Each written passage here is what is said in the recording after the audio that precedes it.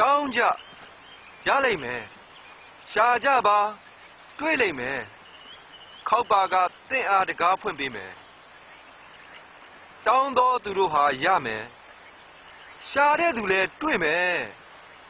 တကားကိုခောက်သောသူတို့ကိုတကားဖွင့်ပေးမယ်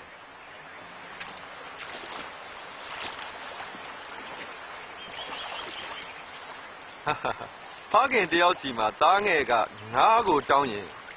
ငွေကိုပေးမဲ့သူရှိလား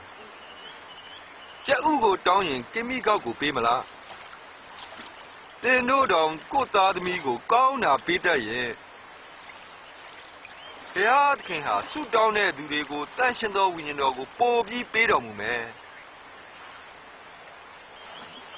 ငါပြောမယ်ဘယ်လိုစားရမယ်ဆိုတာမစိုးရိမ်ကြနဲ့ဘယ်လိုဝတ်ရမယ်ဆိုတာလည်းမစိုးရိမ်နဲ့အစာထက်အသက်မြတ်တယ်အဝတ်ထက်ကိုမြတ်တယ်မဟုတ်လားကြီးကန်းတွေကိုကြည့်ကြပါသူတို့ဟာမျိုးစိမကျဲစပားလည်းမရိပ်စပကြီးလည်းမရှိကြဘူးလေဒါပေမဲ့ဘုရားသခင်ကြွေးတော်မူတယ်ဘာလို့ဒီလောက်တောင်စိုးရိမ်နေကြတာလဲ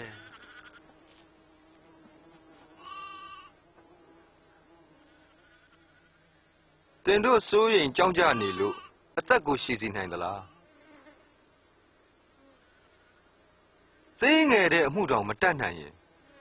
ဘာကြောင့်စိုးရိမ်နေတာလဲသင်ပင်တွေကို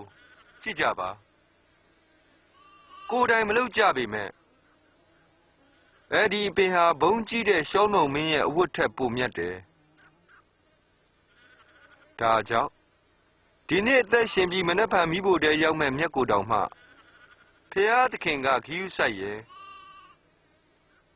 တင်တို့ကိုပို့ပြီးဂီယူဆိုင်မယ်ယုံကြည်ခြင်းကိုတိုးစေပါ